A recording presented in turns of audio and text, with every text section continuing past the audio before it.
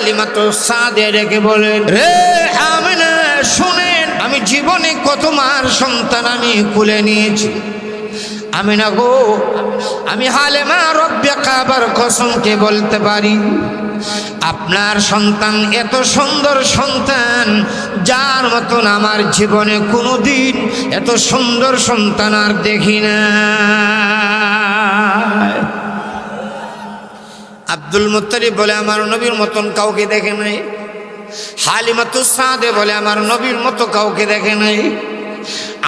নবীর মা আমেনা বলেন, আমার নবীর মতন কাউকে দেখে নাই। এবার আসুন, নবীর স্ত্রী হযরত আয়েশা সিদ্দিকা রাদিয়াল্লাহু তাআলা আনহা কি বলেন? উম্মুল মুমিনিন মা আয়েশা সিদ্দিকা রাদিয়াল্লাহু তাআলা আনহা বলেন, লানা শামসুন ওয়ালিল আফাকি শামসুন।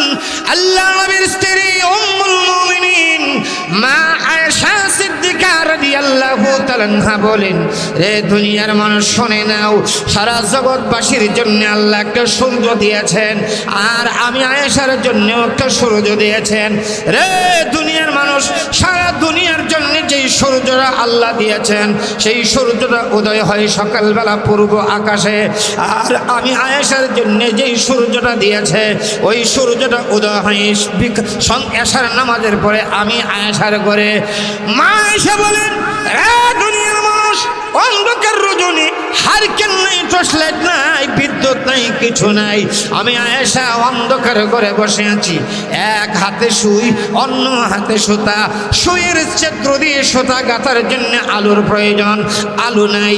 মা আয়েশা ডেকে বলেন, দুনিয়ার মানুষের রে, এশার নামাজের পরে আমার নবী যখন আমি আয়েশার হুজরায় তাশরিফ এনেছেন, আল্লাহর নবীর সুন্দর চেহারার মাধ্যমে আমি আয়েশা আমার সুয়ের ছিদ্র দিয়ে সুতা গেঁথতে পেরেছি। নারে তাকবীর, দ্বীন ইসলাম, সিরাতে মুস্তাফা। ভাইরা আমার, আল্লাহর নবীর সুনবী রাহমাতুল লিল আলামিন কি মহান আল্লাহ কেমন সুন্দর বানিয়েছেন। আমার নবী জিবরাইলকে ডাক দিলেন, জিবরাইল রে, আমার নবীর মা আমিনা বলেছে, আমার নবীর মতন এত সুন্দর কাউকে জীবনে কোনোদিন দেখে নাই। ও জিবরাইল, আমার নবীর দাদা আব্দুল মুত্তালিব বলেছে, আমার নবীর মতন এত সুন্দর কাউকে দেখে নাই। রে জিবরাইল, আমার নবীর দুধমা হালিমাতু সাদিয়া বলেছে, আমার নবীর মতন এত সুন্দর কাউকে দেখে নাই। বলো দেখি তুমি কি বলো আমার নবীর ব্যাপারে? এমনি জিবরাইল আমিন ডেকে বলেন, প্রভু, আমাকে আপনি ক্ষমতা দিয়েছেন, গোটা পৃথিবী আমি ভ্রমণ করেছি, কত মার খুলে কত সন্তান দেখেছি, আল্লাহ আপনার জাতের কসমকে বলেছি, আল্লাহ আপনার বন্ধু মুহাম্মদের মতন এত সুন্দর কাউকে আমি দেখি নাই। আমার আল্লাহ দেখে বলেন, জিবরাইল এবার শোনো আমি আল্লাহ কি বলি, এবার শোনো। জিবরাইলকে আল্লাহ দেখে বলেন, জিবরাইল,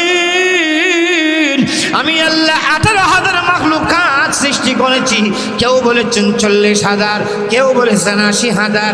আল্লাহ বলেন, আমি যত মাখলুক সৃষ্টি করেছি জিবরাইল, আমার গোটা মাখলুকের ভিতরে আমি আমার বন্ধুকে ওয়ান পিস বানিয়ে সৃষ্টি করেছি।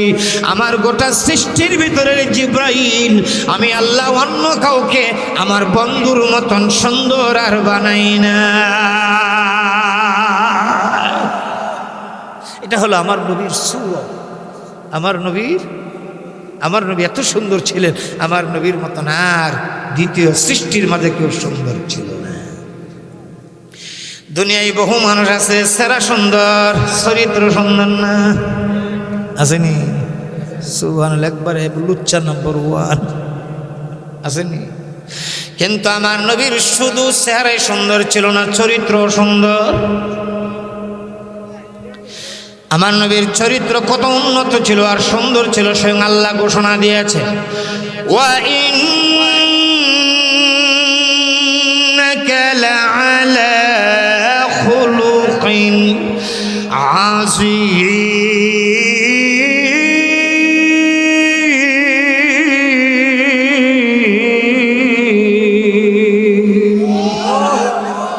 চেহারা যদি সুন্দর না হয় সমস্যা নাই, কিন্তু চরিত্র যদি সুন্দর না হয় সমস্যা। এই জন্যে চেহারা যেমন তেমন হোক, চরিত্রকে বালা করার দরকার। আজকে ভালো চরিত্রবান মানুষের অভাব, আজকে ভালো চরিত্রওয়ালা মানুষের অভাব। যারা অনেক দামি নামি দামি চেয়ারে বসে রয়েছে, তাদের চরিত্রের মাঝে ভেজাল আছে।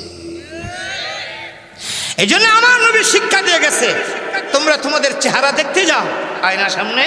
আপনারা জান না? জোরে বলেন, জান না? আমার নবী একটা চমৎকার ছোট্ট দোয়া শিখে গেছে। এই দোয়াটা পড়বেন যদি আপনার নবী, আমার নবী, উম্মতের কান্নারি রাহমাতুল লিল আলামিনের শুধু 500 নয় আর 1000 নয়, আপনার আমার নবীর 4000 নাম রয়েছে। কয় হাজার? আমার আপনার নবীর এত নামের মধ্যে 2টি নাম 2 জায়গায় বেশি প্রসিদ্ধ। জোরে বলেন, কয় জায়গায়? আসমানবাসীর কাছে নবীর নাম প্রসিদ্ধ আহমদ। কি নাম?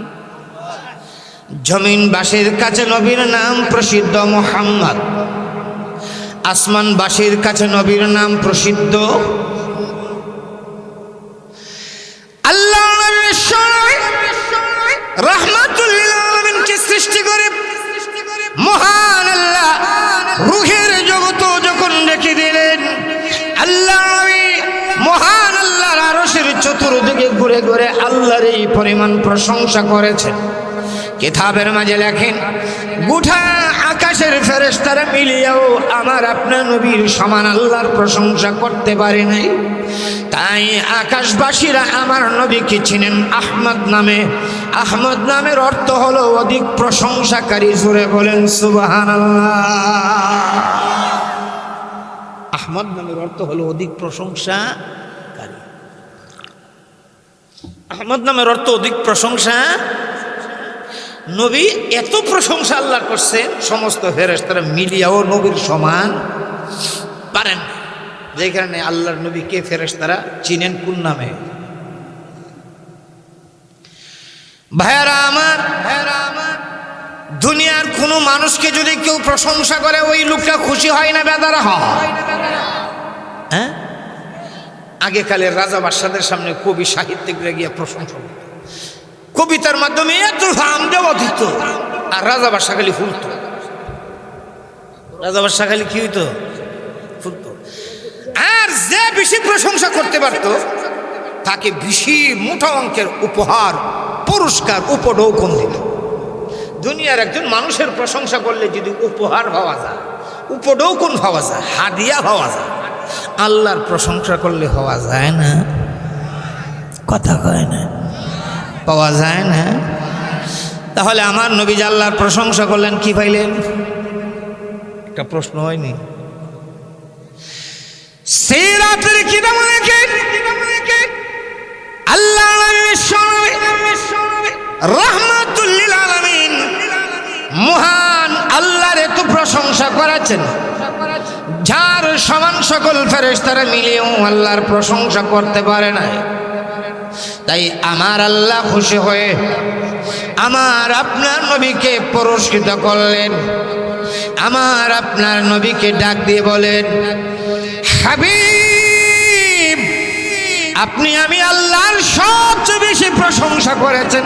হাবিব আমার, আমি আল্লাহ খুশি হয়ে গেলাম। আর খুশি হয়ে আপনার আহমদ নামের রূপ দিয়ে আমি আল্লাহর ইবাদতের শ্রেষ্ঠ ইবাদত নামাজটাকে আমি আল্লাহ সাজাইয়া দিলাম।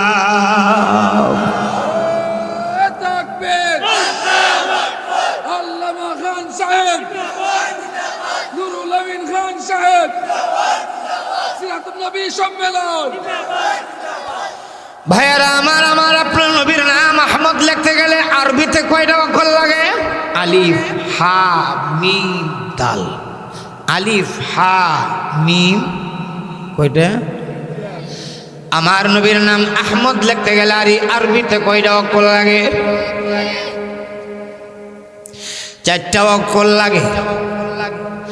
আল্লাহ আমার আপনার নবীর নামের সুরত দিয়ে আল্লাহর ইবাদতের শ্রেষ্ঠ ইবাদত নামাজটাকে সাজাইলেন।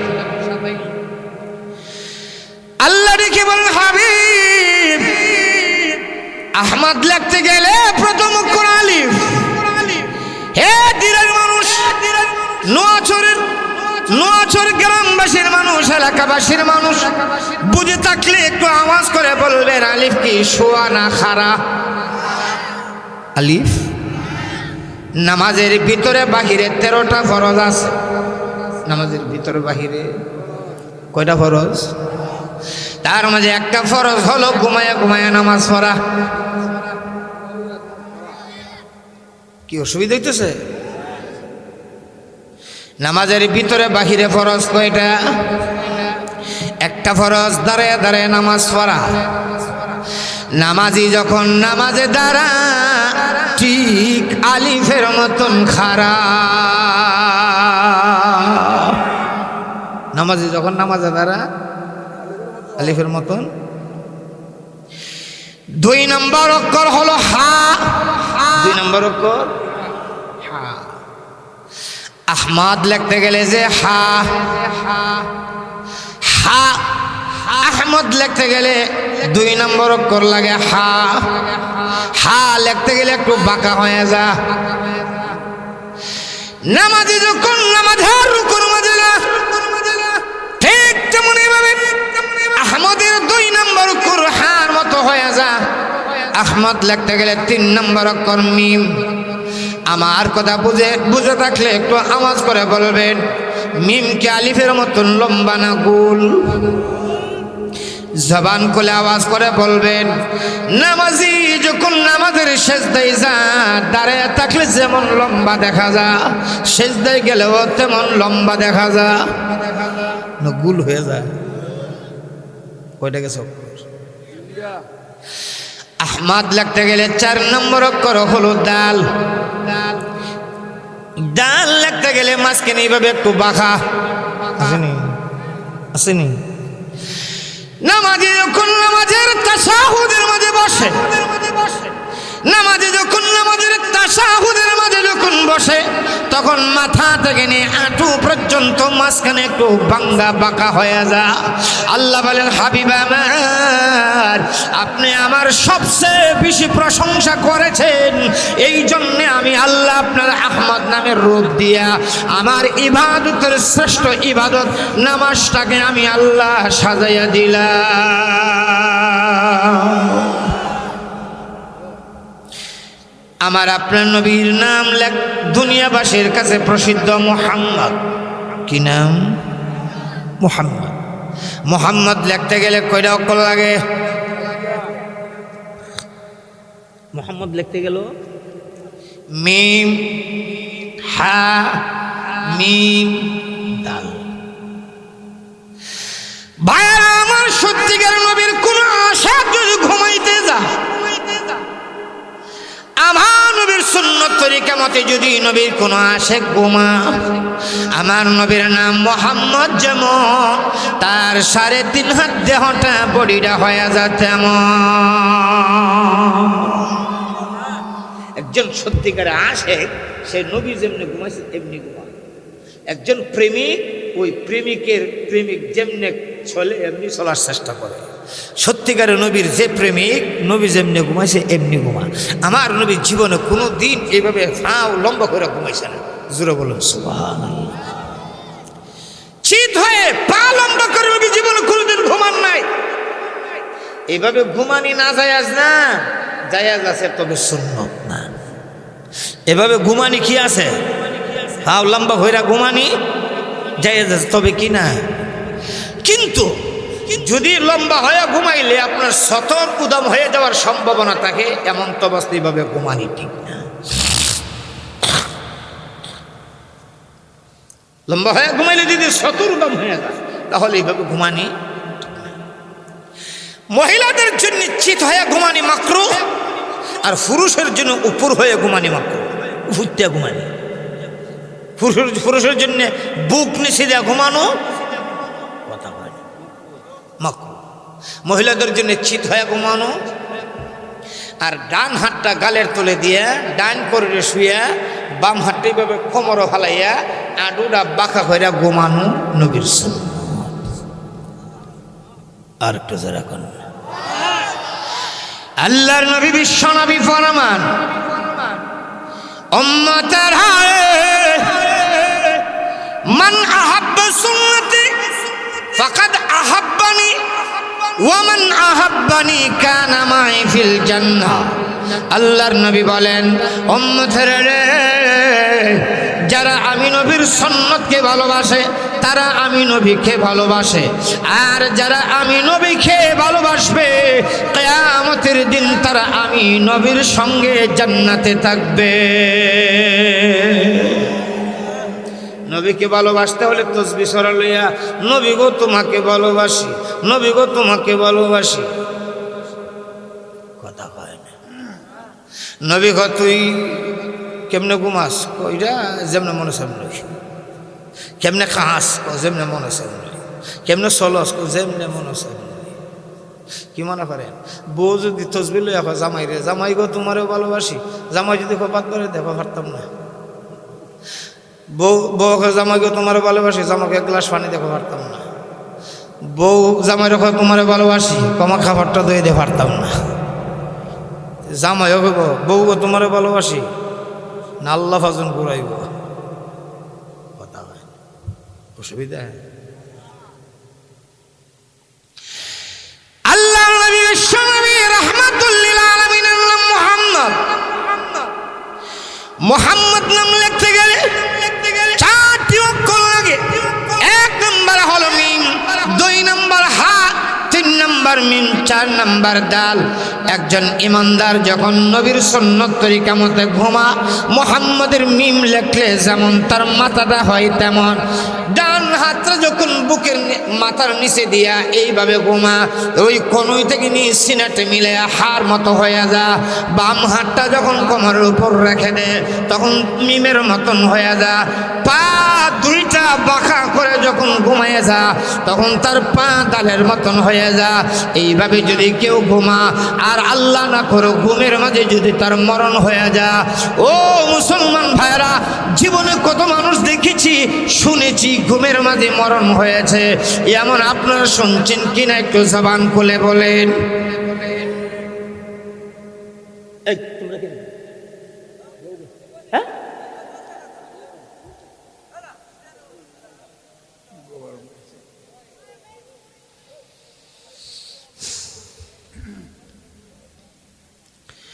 একটু জিকির করেন সুবহানাল্লাহ।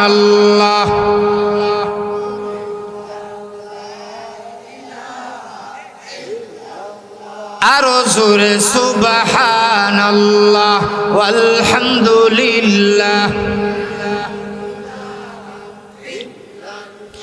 লা ইলাহা ইল্লাল্লাহ, লা ইলাহা ইল্লাল্লাহ, সুবহানাল্লাহ।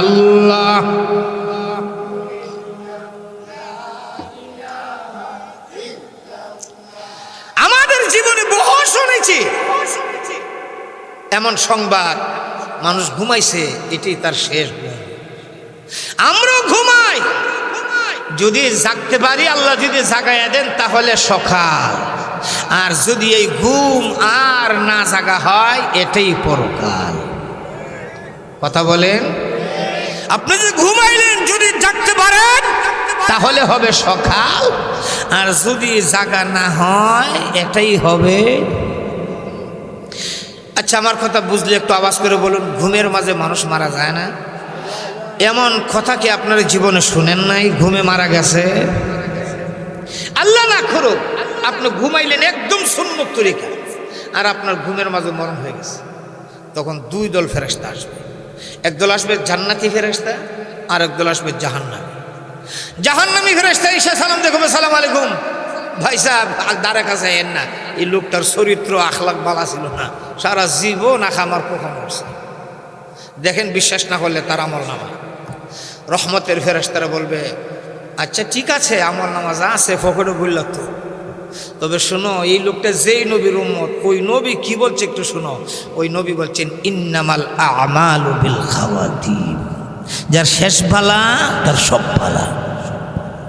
আর আস্তে বল সুবহানাল্লাহ, সুবহানাল্লাহ।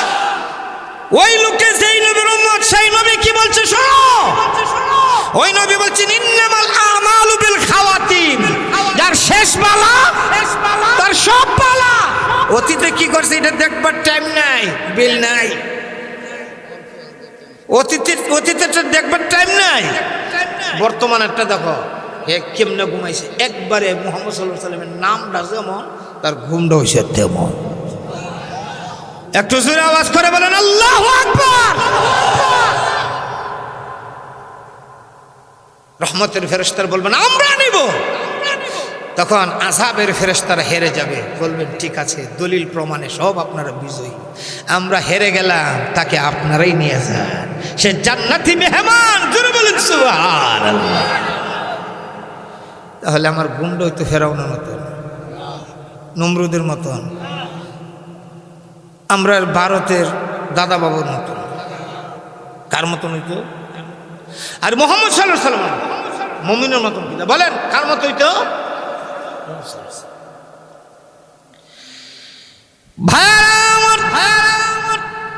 আল্লাহ নবীর দালাল আব্দুল মুত্তালিব বললেন, রে আমার নবীর নাম তো চমৎকার সুন্দর, এত সুন্দর নাম জীবনে কোনোদিন শুনি নাই। আমিনা ডেকে বলেন, শ্বশুর আব্বা, এখনো তো আপনি আমার কলিজার টুকরা সন্তানকে দেখেন নাই, নাম শুনি বলেছেন এত সুন্দর নাম কোনোদিন শোনেন নাই। আসুন হুজরার ভিতরে আসুন, আমার সন্তানকে একটা নজর দেখুন।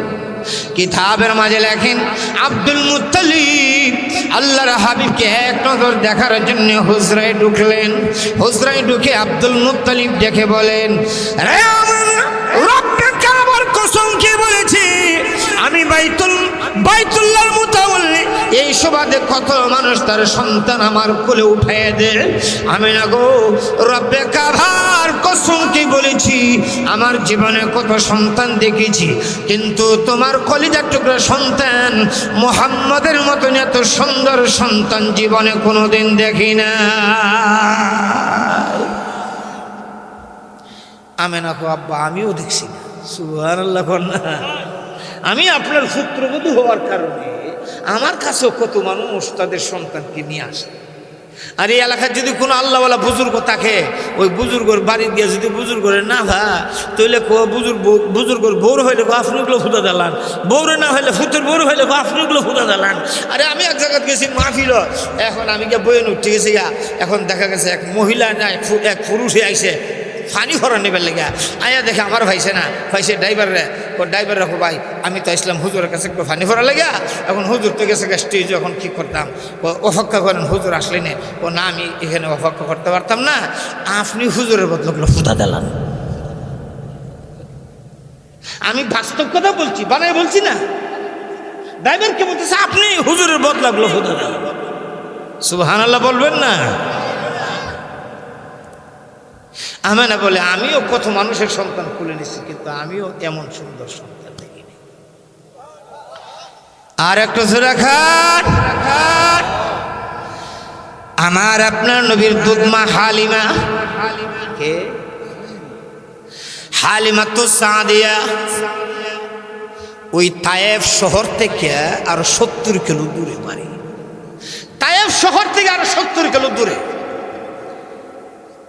আমার এক বন্ধু আমাকে মক্কার হেরম থেকে গাড়ি দিয়ে নিছে, নিয়ে একবারে হালিমা তো সাদিয়ার বাড়ি দেখাইবার জন্য।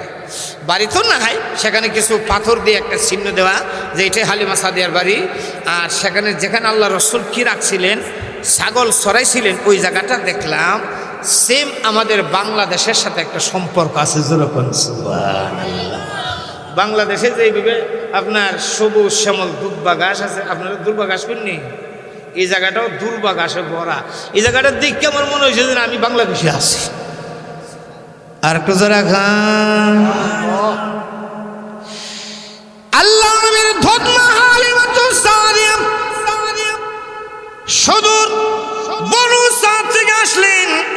আল্লাহর নবীকে একটা নজর দেখার পরে হালিমাতু সাদিয়া ডেকে বলেন, রে আমিনা শুনেন, আমি জীবনে কত মার সন্তান আমি কোলে নিয়েছি।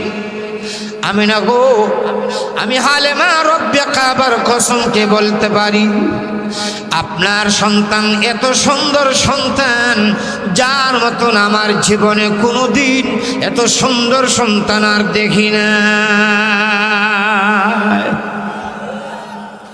আব্দুল মুত্তালিব বলে আমার নবীর মতন কাউকে দেখে নাই। হালিমাতুস সাদে বলে আমার নবীর মতো কাউকে দেখে নাই। নবীর মা আমেনা বলেন আমার নবীর মতন কাউকে দেখে নাই। এবার আসুন নবীর স্ত্রী হযরত আয়েশা সিদ্দিকা রাদিয়াল্লাহু তাআলা আনহা কি বলেন। উম্মুল মুমিনিন মা আয়েশা সিদ্দিকা রাদিয়াল্লাহু তাআলা আনহা বলেন, লানা শামসুন ওয়ালিল আফাকি শামসুন। আল্লাহ নবীর স্ত্রী উম্মুল মুমিনিন মা আয়েশা সিদ্দিকা রাদিয়াল্লাহু তাআলা আনহা বলেন, রে দুনিয়ার মানুষ শুনে নাও, সারা জগৎবাসীর জন্য আল্লাহ একটা সূর্য দিয়েছেন, আর আমি আয়েশার জন্য একটা সূর্য দিয়েছেন। রে দুনিয়ার মানুষ, সারা দুনিয়ার জন্য যেই সূর্যটা আল্লাহ দিয়েছেন, সেই সূর্যটা উদয় হয় সকালবেলা পূর্ব আকাশে, আর আমি আয়েশার জন্য যেই সূর্যটা দিয়েছে, ওই সূর্যটা উদয় হয় এশার নামাজের পরে আমি আয়েশার ঘরে। মা আয়েশা বলেন, রে দুনিয়ার মানুষ, অন্ধকার রজনী, হারকেন নাই, টর্চলাইট নাই, বিদ্যুৎ নাই, কিছু নাই, আমি আয়েশা অন্ধকার ঘরে বসে আছি। এক হাতে সুই, অন্য হাতে সুতা, সুইয়ের ছিদ্র দিয়ে সুতা গাঁথার জন্য আলুর প্রয়োজন, আলু নাই। মা আয়েশা ডেকে বলেন, দুনিয়ার মানুষের রে, এশার নামাজের পরে আমার নবী যখন আমি আয়েশার হুজরায় তাশরিফ এনেছেন, আল্লাহর নবীর সুন্দর চেহারার মাধ্যমে আমি আয়েশা আমার সুয়ের ছিদ্র দিয়ে সুতা গেঁথতে পেরেছি। নারে তাকবীর, দ্বীন ইসলাম, সিরাতে মুস্তাফা। ভাইরা আমার, আল্লাহ নবীর সুনবী রাহমাতুল লিল আলামিন কি মহান আল্লাহ কেমন সুন্দর বানিয়েছেন। আমার নবী জিবরাইলকে ডাক দিলেন, জিবরাইল রে, আমার নবীর মা আমিনা বলেছে আমার নবীর মতন এত সুন্দর কাউকে জীবনে কোনোদিন দেখে নাই। ও জিবরাইল, আমার নবীর দাদা আব্দুল মুত্তালিব বলেছে আমার নবীর মতন এত সুন্দর কাউকে দেখে নাই। রে জিবরাইল, আমার নবীর দুধমা হালিমাতুস সাদিয়া বলেছে আমার নবীর মতন এত সুন্দর কাউকে দেখে নাই। বলো দেখি তুমি কি বলো আমার নবীর ব্যাপারে। এমনি জিবরাইল আমিন ডেকে বলেন, প্রভু আমাকে আপনি ক্ষমতা দিয়েছেন, গোটা পৃথিবী আমি ভ্রমণ করেছি, কত মার কোলে কত সন্তান দেখেছি। আল্লাহ আপনার জাতের কসমকে বলেছি, আল্লাহ আপনার বন্ধু মুহাম্মদের মতন এত সুন্দর কাউকে আমি দেখি নাই। আমার আল্লাহ ডেকে বলেন, জিবরাইল এবার শোনো আমি আল্লাহ কি বলি, এবার শোনো। জিবরাইলকে আল্লাহ ডেকে বলেন, জিবরাইল আমি আল্লাহ 18,000 মাখলুকাত সৃষ্টি করেছি। কেউ বলেছেন 40,000, কেউ বলেছেন 80,000। আল্লাহ বলেন আমি যত মাখলুক সৃষ্টি করেছি জিবরাইল, আমার গোটা মাখলুকের ভিতরে আমি আমার বন্ধুকে ওয়ান পিস বানিয়ে সৃষ্টি করেছি। আমার গোটা সৃষ্টির ভিতরে জিবরাইল আমি আল্লাহ অন্য কাউকে আমার বন্ধুর মতন সুন্দর আর বানাই না। এটা হলো আমার নবীর সুরত। আমার নবী এত সুন্দর ছিলেন, আমার নবীর মতন আর দ্বিতীয় সৃষ্টির মাঝে কেউ সুন্দর ছিল না। দুনিয়ায় বহু মানুষ আছে সেরা সুন্দর, চরিত্র সুন্দর না, আসেনি? সুবহানাল্লাহ, একবারে লুচ্চা নম্বর 1 আসেনি? কিন্তু আমার নবীর শুধু চেহারাই সুন্দর ছিল না, চরিত্র সুন্দর। আমার নবীর চরিত্র কত উন্নত ছিল আর সুন্দর ছিল, স্বয়ং আল্লাহ ঘোষণা দিয়েছে, ওয়া ইন্নাকা লাআলা খুলুকিন আযীম।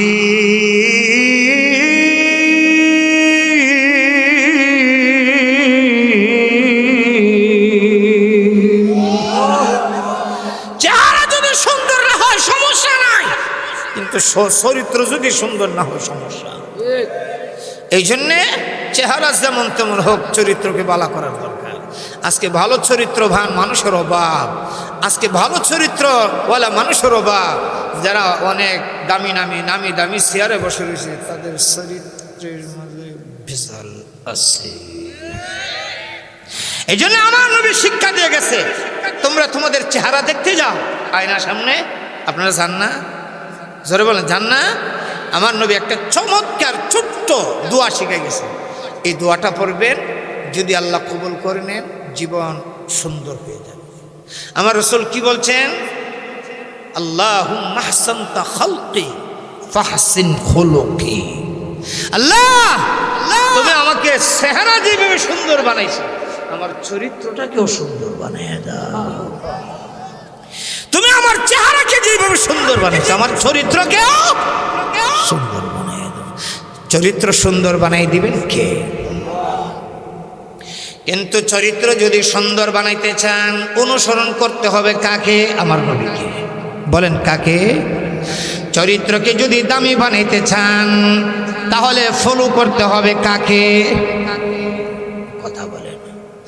এই জন্য আমার আল্লাহ ডাক দিয়ে বলেন, লাকাদ কানা লাকুম ফি রাসূলিল্লাহি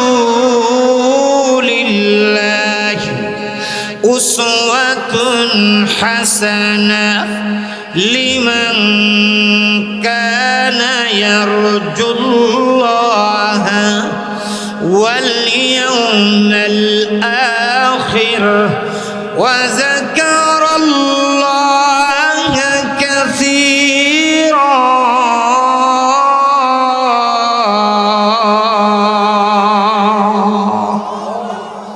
আল্লাহ বলেন, লিমান কানা ইয়ারজুল্লাহ, যারা তোমরা আল্লাহর কাছ থেকে পুরস্কার পেতে চাও। আমরা পুরস্কার কার কাছ থেকে পাইতে চাই? দলের নেতার থেকে, নেতৃত্ব থেকে, মেম্বারের থেকে, কার কাছ থেকে? জোরে বলেন, কার কাছ থেকে? লিমান কানা ইয়ারজুল্লাহ, যারা আল্লাহর কাছ থেকে পুরস্কার পেতে চাও। আর যারা কিয়ামত দিবসের উপর বিশ্বাস রাখো, তোমরা আমার নবীর জীবন আদর্শকে ফলো করো। কারণ নিশ্চয় আমার বন্ধুর জীবনে রেখে দিয়েছি তোমাদের জন্যে উত্তম নমুনা। জোরে বলুন সুবহানাল্লাহ। আল্লাহ রাব্বুল আলামিন বলেন, পৃথিবীর মানুষ, আমার বন্ধুকে ফলো করো। তুমি যে কোনো ধর্মের হতে পারো, যে কোনো সাংস্কৃতিকের হতে পারো, যে কোনো মাযহাবের হতে পারো, যে কোনো তরিকার হতে পারো, তুমি যে কোনো ধর্মের হতে পারো। এই পৃথিবীতে প্রায় 10,000-এরও বেশি ধর্ম আছে। 10,000-এরও বেশি ধর্ম আছে।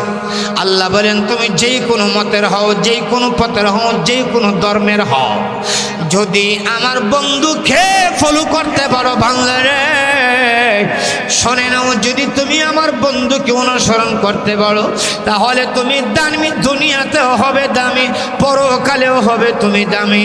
দুনিয়াতে হবে তুমি সুখী, আর পরকালে তুমি হবে সুখী। জোরে বলেন সুবহানাল্লাহ। এখন প্রশ্ন করবেন, যে কোনো মতের, যে কোনো পথের মানুষ নবীকে কিভাবে ফলো করবে আর কিভাবে দামি হবে? আমরা তো দেখি যে যেই ডিপার্টমেন্টে আছে, ওই ডিপার্টমেন্টে যদি কোনো উন্নত ব্যক্তি থাকে তাহলে সে ফলো করতে পারে। একজন আপনার কি বলা হয়, প্রধান বিচারপতি, তিনি যদি কৃষককে, একজন কৃষক যদি একজন বিচারপতিকে অনুসরণ করে কিছু পাবে? তা আমরা তো দেখি একজন রাষ্ট্রপতি আরেকজন সফল রাষ্ট্রপতিকে ফলো করলে কিছু শিখতে পারে, কিছু পাইতে পারে। একজন প্রধান বিচারপতি আরেকজন প্রধান বিচারপতিকে অনুসরণ করলে, কিছু সফল প্রধান বিচারপতিকে অনুসরণ করলে কিছু পাইতে পারে, কিছু শিখতে পারে। কিন্তু একজন ব্যবসায়িক যদি আপনার একজন সেনা প্রধানকে অনুসরণ করে তাহলে তার ব্যবসায় কি উন্নতি হওয়ার আশা করা যায়?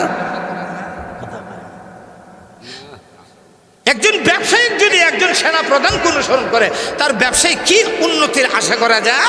যদি তার উন্নতির মাপকাঠি হিসেবে নিতে হয়, যদি উন্নতি পেতে হয়, সে যেই ডিপার্টমেন্টে আছে ওই ডিপার্টমেন্টে আরেকজন উন্নত এবং একজন সফল ব্যক্তিকে অনুসরণ করলেই সে সফল হতে পারে। অতএব পৃথিবীর যত রাষ্ট্রপ্রধান আছে তাদের জন্য একজন মডেল আছে। বাংলাদেশের যত রাষ্ট্রপ্রধান আইসে আর গেছে, খালি আমেরিকার বলছে, কথা হয় না কেন? এই পৃথিবীর রাষ্ট্রপ্রধান, এই পৃথিবীর যারা সুপার পাওয়ার, এই পৃথিবীর সুপার পাওয়ার যারা, তারা হলো আমেরিকা। আমেরিকার ফলো করলে মনে করে যা আমি যদি তারার অনুসরণ করতে পারি, তাদের মতন যদি নিজেকে করতে পারি, তাহলে আমিও সফল হতে পারি। অতএব যদি একজন পৃথিবীর একজন রাষ্ট্রপ্রধান যদি নিজেকে যদি সফল করতে হয়, তাহলে আরেকজন রাষ্ট্রপ্রধানকে অনুসরণ করতে হয়। তাহলে মুহাম্মদ সাল্লাল্লাহু আলাইহি ওয়াসাল্লামকে অনুসরণ করতে হলে একজন নবী অনুসরণ করবে, রাসূল অনুসরণ করবে, তাহলেই কিছু পাবে। একজন রাষ্ট্রপ্রধানই যদি অনুসরণ করে তাহলে কি পাবে? আল্লাহ, ও দুনিয়ার মানুষ, আমার নবীকে পৃথিবীর যেই কোনো ডিপার্টমেন্টের মানুষ যদি অনুসরণ করে, তার জন্যে আমি আল্লাহ রেখে দিয়েছি আমার বন্ধুর জীবনে উত্তম নমুনা। জোরে বলুন সুবহান। আপনারাও প্রশ্ন করতে পারেন, তাহলে যদি বাংলাদেশের রাষ্ট্রপ্রধান তিনি যদি আমাদের নবীকে ফলো করে, তিনি কি সফল হবে? হ্যাঁ, তিনি সফল হবে। কেন? যে আমাদের নবীও ছিলেন রাষ্ট্রপ্রধান। আমাদের নবীও ছিলেন কি না? শুধু নবীও ছিলেন, আমাদের নবীও ছিলেন তিনি আল্লাহ রাহমাতুল লিল আলামিন। মক্কা ছেড়ে হিজরত করে যখন নবীজি মদিনায় গেলেন, মদিনা নামে একটা সুন্দর রাষ্ট্র গঠন করলেন। আর ওই রাষ্ট্রের প্রধান স্বয়ং আপনার আমার নবী রাহমাতুল লিল আলামিন হলেন। জুরে কোন সুবহানাল্লাহ। নবী যদি রাষ্ট্রপ্রধান হয়ে থাকেন, নবীর ওয়ারিস যারা তারা পারবে না, কথা হয় না। বঙ্গবন্ধু রাষ্ট্রপ্রধান হওয়ার কারণে বঙ্গবন্ধুরও কিছু রুহানি সন্তান আসেনি, যারা বঙ্গবন্ধুরে অনুসরণ করে। বঙ্গবন্ধু রাষ্ট্রপ্রধান হওয়ার কারণে বঙ্গবন্ধুর অনুসারীরা যদি এই দেশে রাষ্ট্রনায়ক হওয়ার চিন্তা রাখতে পারে, তাহলে রাহমাতুল লিল আলামিনের অনুসারী যারা, রাহমাতুল লিল আলামিনের ওয়ারিস যারা, তারা কেন পারবে না? কথা বলে না। হুজুর, এই তো রাজনীতির ওয়াজ শুরু হয়েছে। আমি রাজনীতির না, কোরআনের ওয়াজ করতেছি। কোরআনের ওয়াজ, খেলাফত ব্যবস্থার কথা আল্লাহ কোরআনে বলছেন। আল্লাহ যত নবী রাসূল বানাইছেন, সকলকেই আল্লাহ দুনিয়াতে খলিফা বানায় পাঠিয়েছেন। জোরে বলুন সুবহানাল্লাহ। এই পৃথিবীর সর্বপ্রথম মানুষের নাম, কথা বলেন, সর্বপ্রথম মানুষের নাম, জোরে বলেন, সর্বপ্রথম মানুষের নাম, সর্বপ্রথম নবীর নাম আল্লাহ কি বানায় পাঠিয়েছেন? কি বানায়? আল্লাহ কোরআনে বলছেন, وَإِذْ قَالَ رَبُّكَ لِلْمَلَائِكَةِ إِنِّي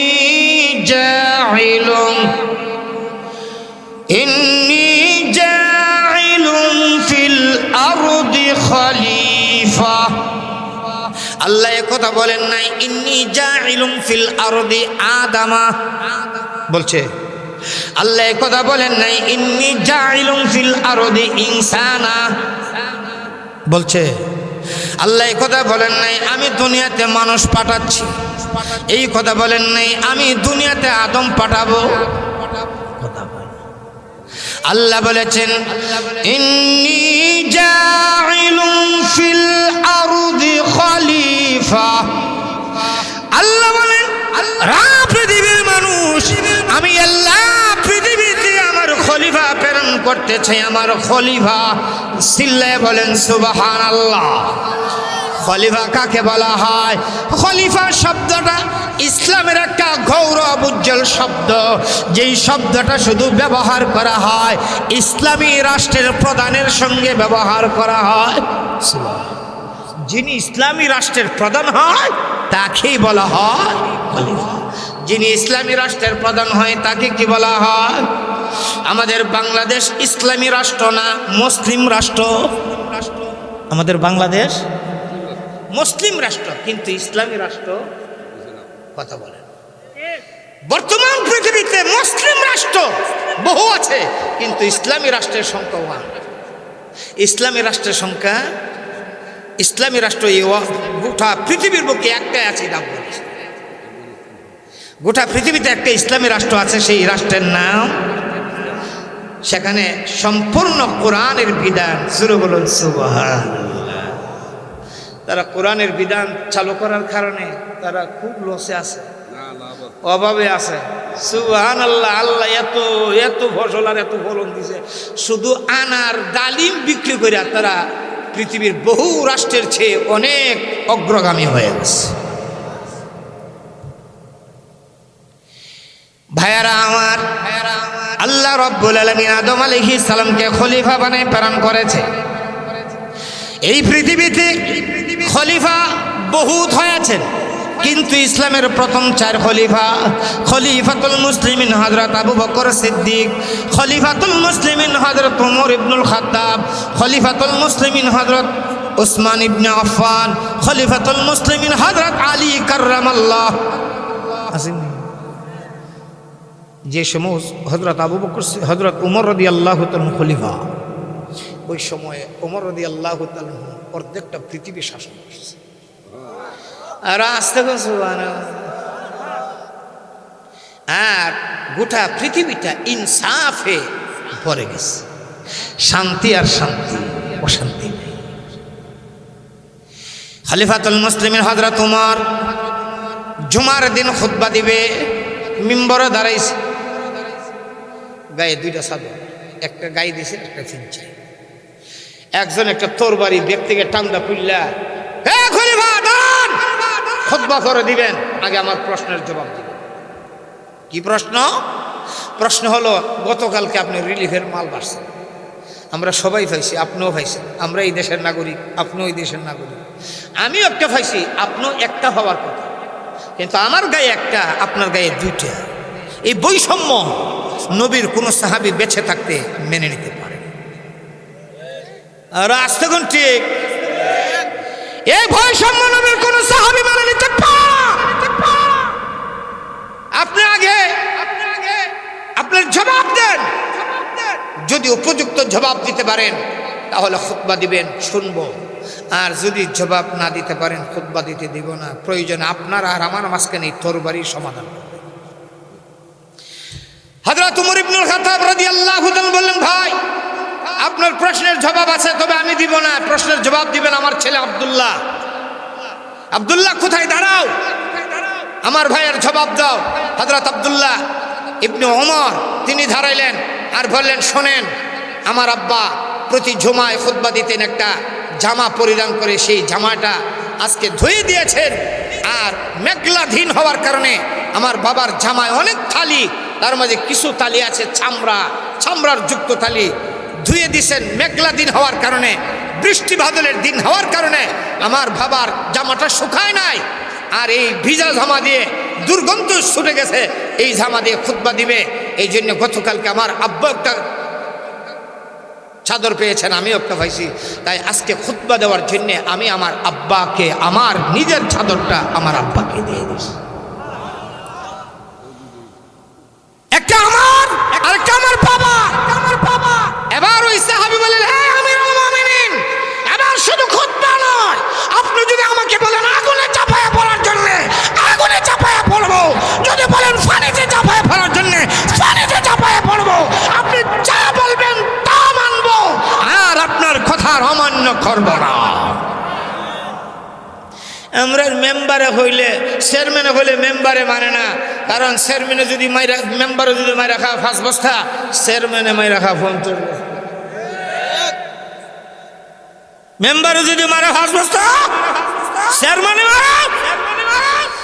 এখন চেয়ারম্যানে মেম্বারে হয়ে বেড়ে খাসটা কর, তুমি ইয়া করো, তুমি খাইবা 50 বস্তা, আমরা দিবা 5 বস্তা, কি দরকার? কথা হয় না। আর একটু রাখা, এই চরিত্র আমাদের সমাজের কিছু মানুষের আছে না নাই? আর আছে না নাই? একটা বিধবা ভাতার খাট নিত, গেলে 6,000, হ্যাঁ 8,000 নি, আরো আছে। বয়স্ক ভাতার খাট সরকারে দিছে মাগনা, কিন্তু মেম্বারের কাছ থেকে দস্তখত লাগে 6,000, 5,000। আছে না নাই? এমন দুর্নীতিবাজ লোকগুলিকে আর বাংলার মানুষ বাংলার ক্ষমতার মস্তদে দেখতে চায় না। আপনারা কারা কারা আছে তাদের হাত উঁচু করে দেখান।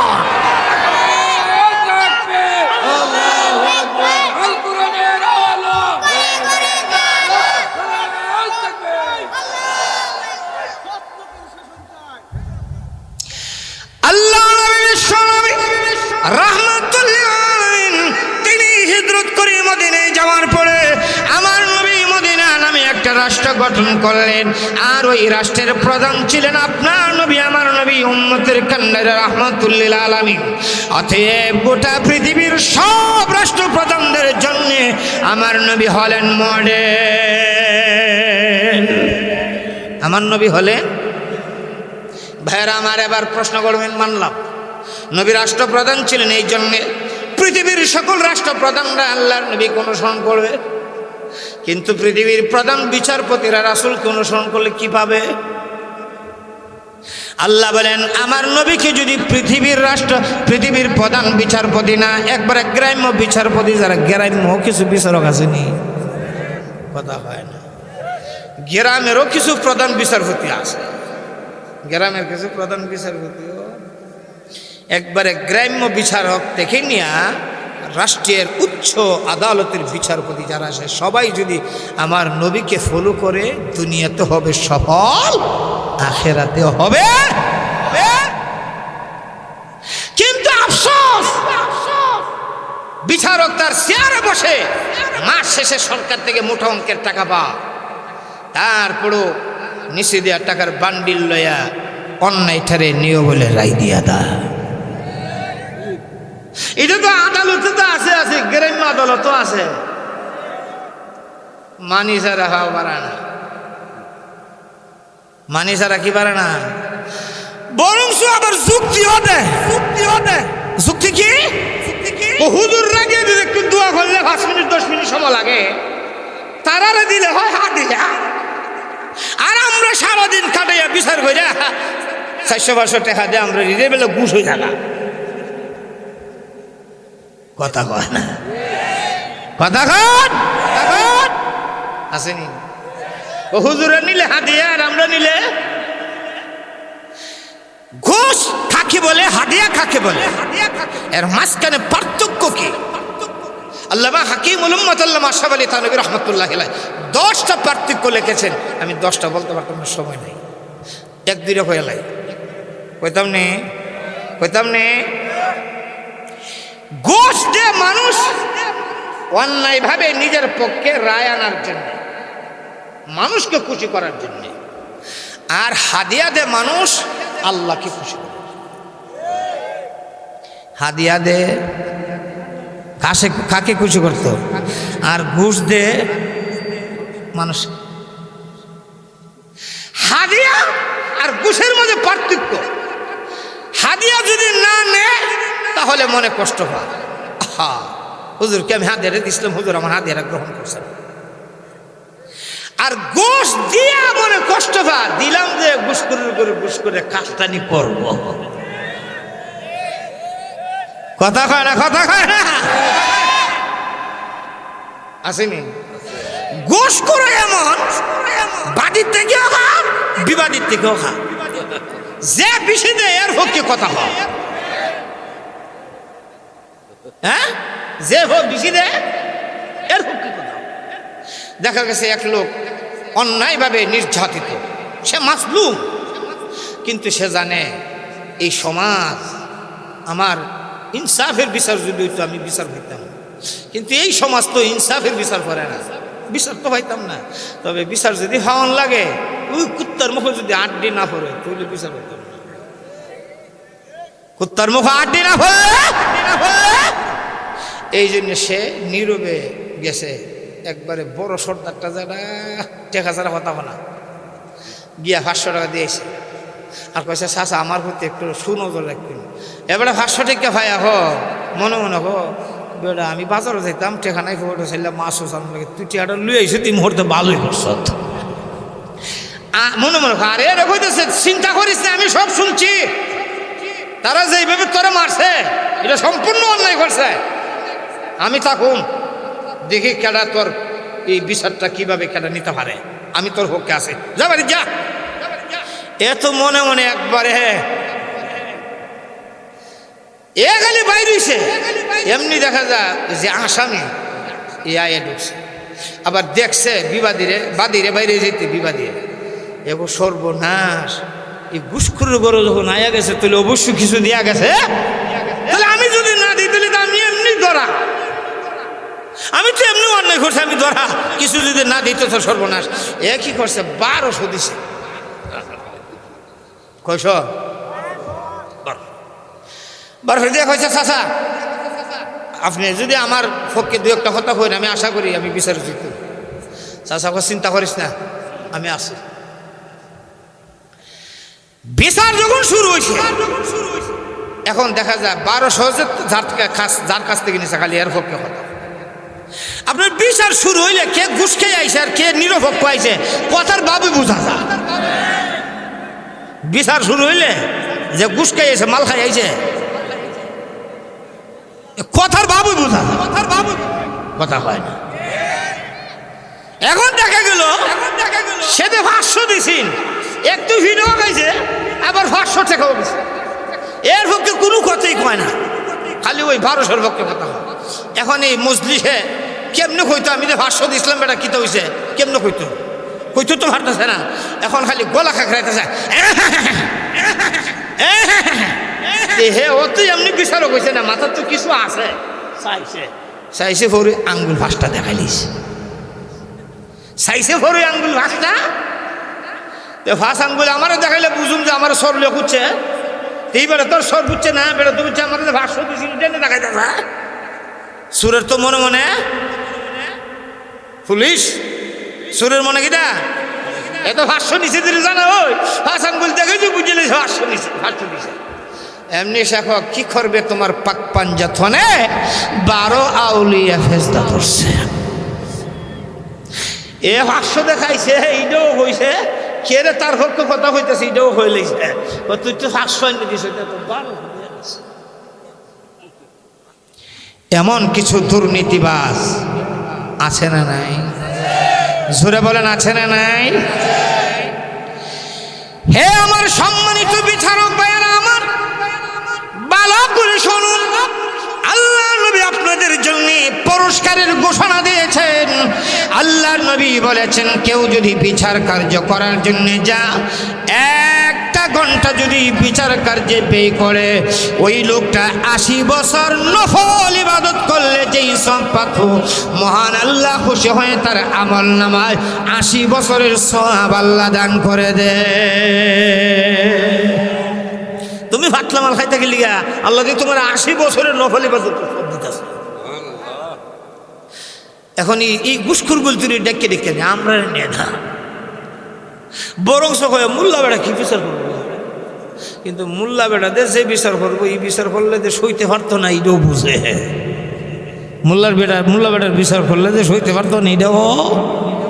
মোল্লা বেড়া বিচার করলে যে মাথা খামাইয়া ছাড়বো, 100টা ঢোরা লাগাইবো, 70 মারে শেষ করিলে কথা হয় না। আগাম খাগাম ঘুরে তো সেই 500 টাকা দিয়া এটারে সেফ লেফ দিয়া শেষ। আরেক বেটার বরুলে আগাম করে লইছে, সর্দারে 500 দিলাইছে, সেফ লেফ দিয়া শেষ। কিন্তু মোল্লা বেটার কাছে বিচার গেলে বিচার দিতে খরণ লাগে 70 টক্কের লড়াইলাও কথা হয় না। আর যারা কান এই জন্য আসেনি আল্লাহ নবী রাহমাতুল লিল আলামিন, তিনি শুধু রাষ্ট্রপ্রধান ছিলেন তাই না, আমার আপনার নবী উম্মতের কান্নারি রাহমাতুল লিল আলামিন মদিনা নামে রাষ্ট্র গ্রহণ করার পরে ওই মদিনার সর্বোচ্চ আদালতের রাষ্ট্র, ওই সর্বোচ্চ আদালতের প্রধান বিচারপতি ছিলেন আপনার আমার নবী। আমার নবী শুধু রাষ্ট্রপ্রধান না, প্রধান বিচারপতিও। পৃথিবীর সকল বিচারপতিদের জন্য আমার নবী মডেল। দুনিয়ার বিচারপতির বিচার করে সেরা, দুনিয়ার বিচারপতির বিচার করে কি দিকে, আর হেলো হেলো খেলা কথা পায় না। একবারে কয়েক মামলার আসামি ধরে নিয়ে তারা তুলছে, এর ফাঁসি দেওয়ান দরকার। উপর থেকে নেতা ফোন দিছে নিজস্ব, দেখো এই লোকটা আমার দলের, এটা সাইডে দিয়ে জামিন দিলাই। আর এখান থেকে ডিসি স্যার, তার নামে তো অনেক মামলা এবং সে তো দাগি আসামি, ছাড়ার মতন তো কোনো সোর্স নাই। এখান থেকে এখন না, তারপরও লোকটা তো আমার দলের, না ছাড়লে আমার কলঙ্ক, ছেড়ে দেন। এখান থেকে সে বলতেছে ডিসিএ স্যার কেমনে ছাড়তাম, আইনের তো কোনো ভাগ নাই। যখন 2-3 বার কয়ে লাইছে তারা সারণ জানা, এখান থেকে শোনেন তাকে সারেন, this is my order, this is my, যেই মাত্র কোজে দিস ইজ মাই অর্ডার, এমনি দেখা গেছে বিচারকের কাজ শুরু হয়ে গেছে। এখন যদি তার না সারি, আগামী কালকে আর জিরার ভাত আমার রিজিকে জুটবে না, বান্দরবান কথা হয় না, ট্রান্সফার করে দিবে বান্দরবান। অতএব যাইবার খাম নাই বান্দরবান, দিরাই খাইছি, দিরেই বেলা নদীর মাছ কত খায়ালাই এর নাই ভাবি দেয়া যায়, আছে না নাই? দলের লোক হইলে আমার গ্রামের এক সর্দার, ওনার মুখ থেকে ছোটবেলা শুনতাম একটা কথা, কইতাম নি, এক বেটা নারকেল গাছ, এক বেটা কি গাছ, নারকেল গাছ থেকে গিয়া এক বিচারকের ছেলে নারকেল ফেলে লেছে, এক সর্দারের ছেলে কি বেড়ালিছে। এখন নারকেল গাছওয়ালা সর্দারের কাছে গেছে বিচার দিবে লাগে, ইয়া কইছে সর্দার সাহেব আপনার ছেলে আমার নারকেল গাছ থেকে নারকেল ফেরা খাইলেছে। এখন আরেক লোকের গাছ থেকে নারকেল ফেরা খাইছে, এটা কি নেও কাজ করছে না অন্যায় করছে? এটা সর্দারের ছেলে হইলে অন্যায় না, কথা হয় না। সর্দারের তার ছেলের বিচার করার দরকার নেই। এখন সর্দার দেখে ছেলেটা তার বিচার কেমন করুন, সর্দারের জায়গায় আচ্ছা ঠিক আছে ভাই, আমার ছেলে আপনার কাছ থেকে নারকেল ফাটছে, কাজটা বেশি ভালো করছে না, তবে আগে বলেন আপনার যে নারকেলটা ফাটছে এটা কি ফাঁক না খাঁচা? নারকেল কি খাঁচা থাকলে নারকেল হয় না ফাঁক নেই নারকেল হয়? নারকেল গাছ হইলে আমার নারকেল তো ফাঁক না, ওইটা যারা দিলে কি লড়ে, আরে ঝুনঝুনা একবার ভাগ্যে ঝুনঝুন হয়ে গেছে। কথা শোনেন, মশলায় আছে, কি আছে এখন বেড়া মশলা দেয়, কি মশলা? উনা উনা জুনা জুনা কোনো গুণা নাই, উনা উনা জুনা জুনা কোনো গুণা নাই। আপনার নারকেল যদি ফাঁকে ফানি কিছু গুণা হয়নি, কথা কয় না। এবার এখন মশলা দিলে দেখো উনা উনা জুনা জুনা, একটা হলো ভানি কমে উনা হয়ে গেছে, দুটি হলো ভাগ্যে জুনা হয়ে গেছে, অতএব উনা উনা জুনা জুনা কোনো গুণা নেই। ওইসিনি বিচার আমাদের সমাজে তো এভাবেই বিচার চলছে, আমাদের সমাজে তো বিচার এভাবেই চলছে, কিন্তু আল্লাহ রাসূল কিভাবে করছেন? আল্লাহ নবী রাহমাতুল লিল আলামিনের খেদমতে মামলা গেল হযরত আবু বকর সিদ্দিক রাদিয়াল্লাহু তাআলা আনহুর বিরুদ্ধে। এক ইহুদি গিয়ে মামলা করলো, হে মুহাম্মদ সাল্লাল্লাহু আলাইহি সাল্লাম, আপনার আবু বকর আমাকে চর মেরেছে, তার বিচার আমি চাই, তার সঠিক বিচার করতে হবে। আমার নবী বললেন, কোথাও মনে ভুল হয়েছে, নাম বলতে মনে তুমি ভুল করে ফেলেছ, সরটা মনে আবু বকরে দেয় নাই, সরটা মনে ওমরে দিয়েছে। সুবহানাল্লাহ। কারণ আবু বকর সিদ্দিকের ব্যাপারে আমার রাসূল বলছেন, আরহামু উম্মতি বি উম্মতি আবু বকর। নবী বলেন আমার উম্মতের মাঝে নরম দিলের মানুষ আবু বকর। নবীর উম্মতে নরম দিলের মানুষ। আচ্ছা, নরম দিলের মানুষ কাউকে সর দিতে পারে? নবীও বলতেছে তুমি মনে হয় কোথাও ভুল করছো, নামটা মনে আবু বকরের নাম ভুলে বলছো, সরটা মনে উমরে দিছে। কারণ আমার সাহাবাই কেরামের মাঝে উমর একটু রাগী, তাও অন্যায়ভাবে রাগী না, ন্যায্যভাবে রাগী। জোরে বলুন সুবহানাল্লাহ। দিনের নবী বলেন, মনে হয় তোমার কোথাও ভুল হয়েছে, নাম বলতে মনে হয় তুমি ভুল করে ফেলেছ। ওই ইহুদি বলেন না, আবু বকরের সরটা দিয়েছে। এই কথা ইহুদি নবীর কাছে বলতেছে, এমনি দেখা গেল আবু বকর সিদ্দিক নবীর সামনে হাজির, সালাম দিয়ে দাঁড়িয়ে গেলেন। তাকায় দেখেন ওই ইহুদি আল্লাহর হাবিবের সামনে দাঁড়িয়ে আছে। দেখি তো হযরত আবু বকর সিদ্দিকের রাগ উঠেছে, কই ইয়া রাসূলুল্লাহ, ইহুদি আপনার সামনে কেন? সে আসলো কেন?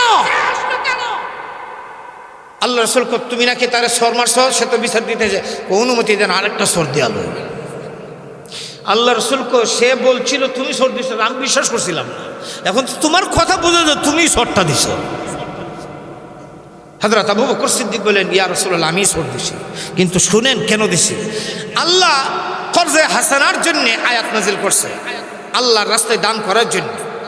আসেনি আরো যেরকম ওয়াকরিদুল্লাহ করদান হাসানা, আল্লাহ আমার কর্জ দাও, কর্জে হাসানা দাও, আমার রাস্তায় দান করো। ইহুদি বয়ে বয়ে আবু বকর, ও আবু বকর, এতদিন জানতাম তোমরা নবী মোহাম্মদ ফকির, এখন দেখি তোমরা আল্লাহ ফকির।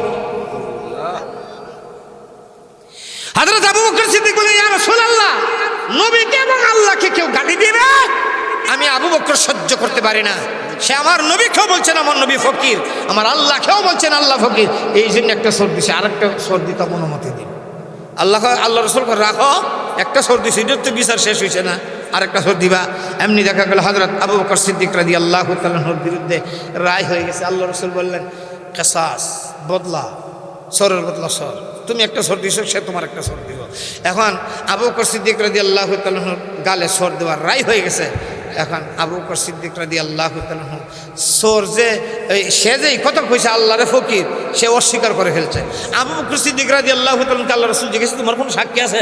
তিনি কোন আমার কোনো সাক্ষী নাই। তাহলে সাক্ষী না থাকলে এখন সে তো এটা স্বীকার করছে না, তাহলে রায় তোমার গালে একটা সর দেওয়ান।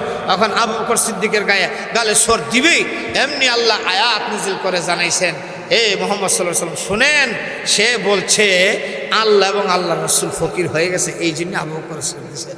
আল্লাহু আকবার।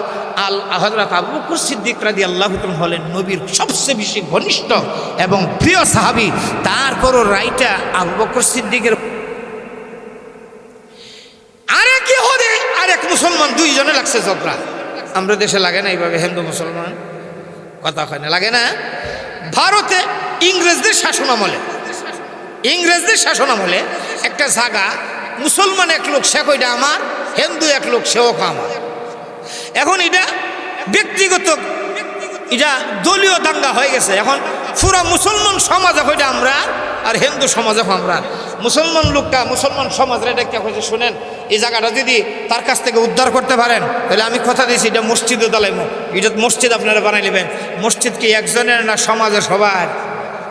এখন সব মুসলমান একটা মসজিদ আমরা দরকার, জায়গা হয় না, এ জায়গাটা সে দালাইব, যেমনি হোক আমরা জায়গাটা উদ্ধার করার দরকার। আবার সে হিন্দু সমাজের দেখে হয়েছে, এই জায়গাটা যদি মুসলমানের বাচ্চা থেকে উদ্ধার করতে পারো, তাহলে এই জায়গাটা মন্দিরের জন্য দেয়া দিব। এখন হিন্দু সমাজ যারা আমরাও তো একটা মন্দিরের জায়গা দরকার, অতএব সে যখন জায়গাটা দিয়ে লইব, তাহলে মামলাটা যদি আমরা বাইয়া লই দাঁড়ি, এটা এখানে আমরা একটা মন্দির বানাই নেব।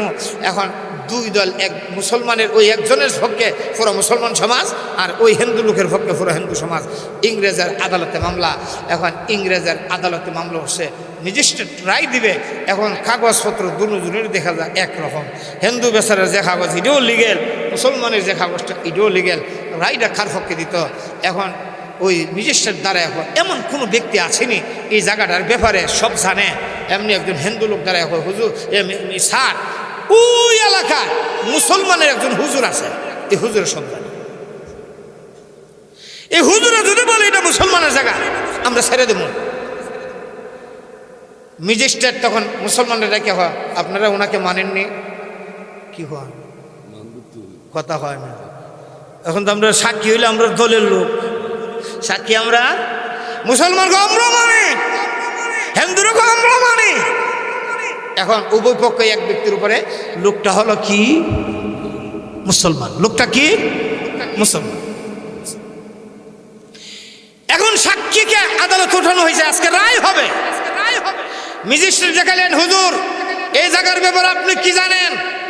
কাগজপত্র দুজনের দেখা যায় লিগ্যাল, কিন্তু দুজনে দাবি করতেছে দুইজনের তো এক জায়গা হতে পারে না, হয়তো মুসলমানের না হয় হিন্দুর।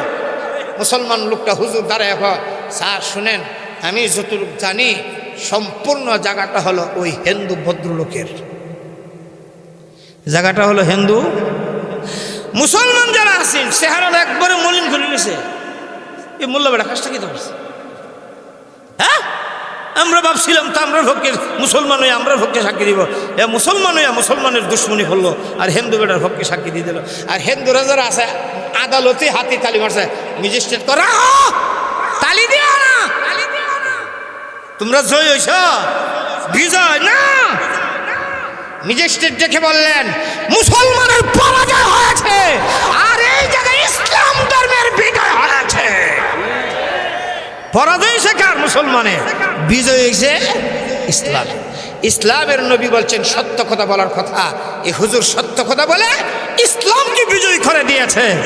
সাময়িক সময়ের জন্য মুসলমানের পরাজয় হয়েছে। আজকে আমরা ইসলামের বিজয় চাই না, আমরার বিজয় চাই। আমরার বিজয় চাই, কথা হয় না। আমরার বিজয় চাই, ইসলামের বিজয় চাই না। আমি আমার ব্যক্তিগত বিজয় চাই না। আমরা সবাই চেতে হবে কার বিজয়? ইসলামের বিজয়। জোরে বলেন কার বিজয়? আমরা ইসলামের বিজয়ের জন্য যখনই